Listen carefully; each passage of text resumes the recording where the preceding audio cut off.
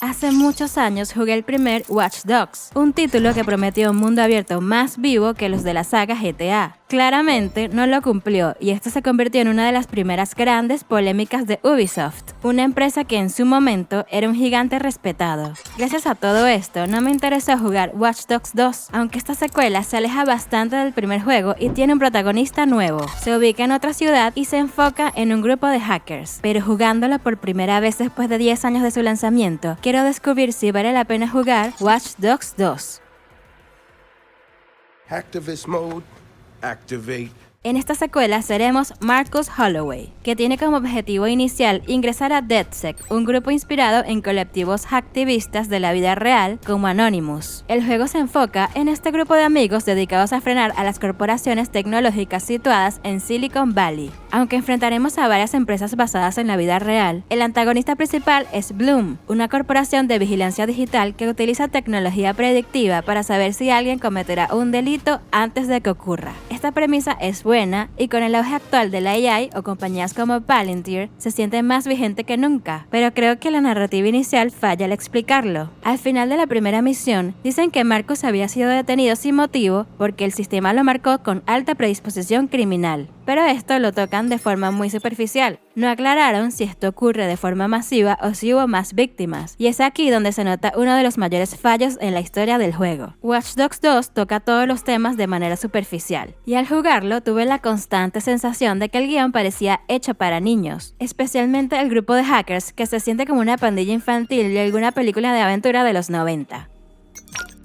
Es imposible analizar la historia de Watch Dogs 2 sin mencionar el cringe que genera DedSec, pues parece una parodia. A veces sentía que los guionistas odiaban la cultura que intentaban retratar y se vengaron escribiendo personajes infantiles y absurdos. Supongo que este fue el resultado de querer distanciarse tanto del tono serio y pesado de la primera entrega porque fue muy criticado, aunque a mí ese enfoque nunca me disgustó y no me parecía el problema del primer juego. El equipo lo forman Sitara, la girl boss, Wrench, que siempre tiene máscara y es como el rarito pero cool del grupo, Josh, que es el callado y reservado, y Horacio es el doble agente que trabaja para Doodle, la versión de Google de este mundo. El juego captura la estética millennial de 2016, pero no parece escrito por gente que viviera realmente en internet de esos años, y lo digo como millennial que sí lo vivió. Aunque aceptemos que nuestra generación da cringe, el fallo real es que estos personajes son clichés sin profundidad. Solo tenemos unos audios con los backgrounds de cada uno, pero no conocemos sus motivaciones reales para querer destruir estas corporaciones más allá de la ideología. Si los personajes de DedSec hubiesen estado mejor construidos, capaz centrándonos en la historia de cada uno en varias misiones, hubiese mejorado muchísimo la historia.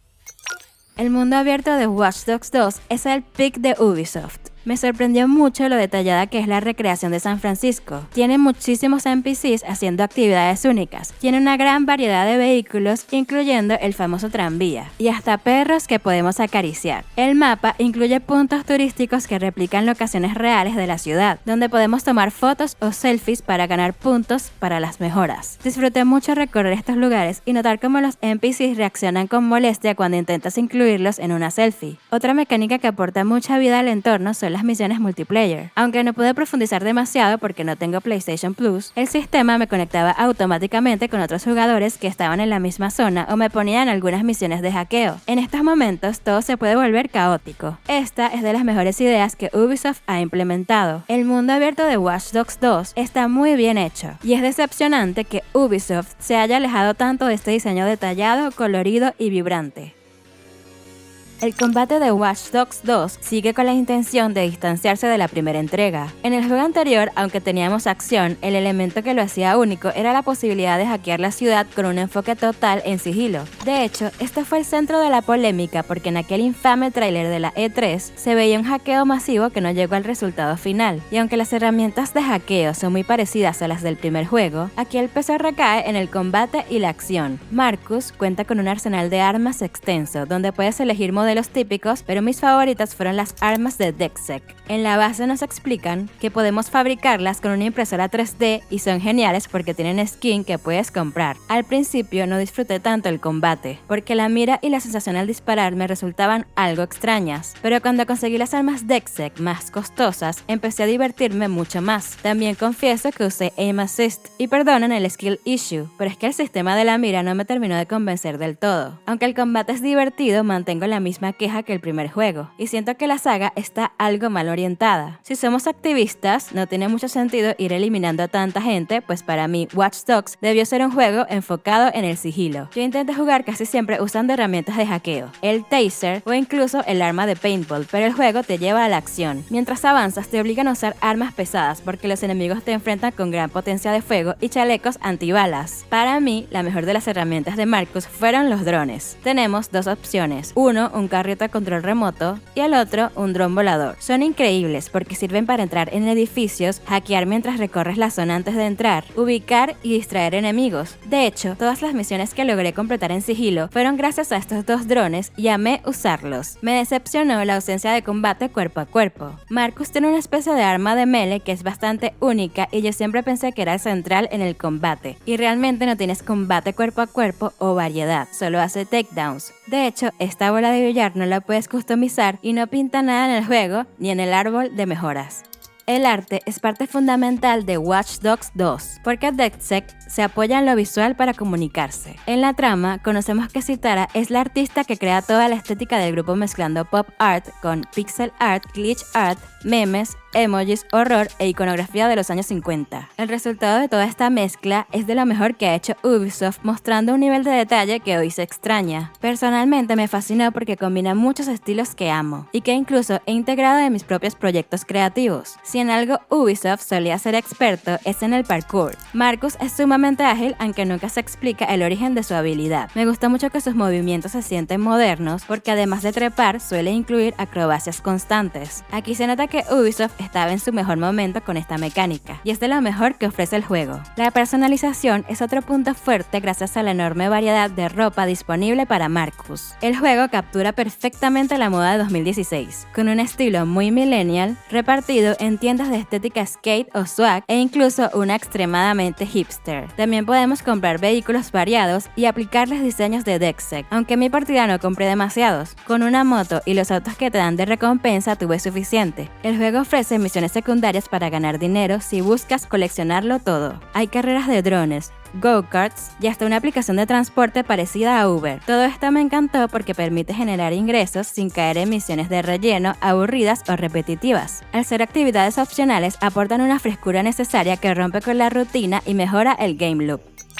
Como ya mencioné, lo peor de Watch Dogs 2 es su historia mal construida, y la mayor ofensa es lo que hicieron con Horacio porque es un desastre. En DedSec, cada personaje tiene su propia personalidad. Participan en las cinemáticas y planes a pesar de ser clichés andantes, pero con Horacio ocurre algo distinto. Desde el inicio del juego, él está en la guarida principal, pero parece que lo olvidan porque no aparece en las cinemáticas y no se siente parte del grupo hasta que llegamos a la misión de Noodle. En esa misión es indispensable para ayudarnos a infiltrarnos, porque Horacio es una especie de doble agente que trabaja para la empresa y apoya a DedSec. Esto solo lo exploran de forma apresurada en esa misión, cuando su jefe descubre su identidad y tenemos que rescatarlo. Luego de esto, Horacio desaparece totalmente, y la razón es que lo secuestraron por ser miembro de DedSec y lo hieren por error. Cuando Marcus llega a la escena, Horacio ya ha muerto. Luego de esto, iniciamos unas misiones de venganza donde eliminamos a los Tescas, pero después de esto, nadie vuelve a mencionar a Horacio y sus amigos siguen su camino como si nada hubiese pasado. A Horacio lo incluyeron solo para sacrificarlo y tratar de generar impacto emocional, pero es un recurso tan obvio que se nota desde el principio. Siento que es de las peores inclusiones de un personaje que he visto en un videojuego, porque ni en las películas de terror baratas son tan obvios con quién va a morir. Para mí es claro que fue un personaje ideado muy tarde en el desarrollo de la historia, quizás cuando crearon la misión de Noodle, y fue un error intentar forzarlo en la dinámica del grupo principal.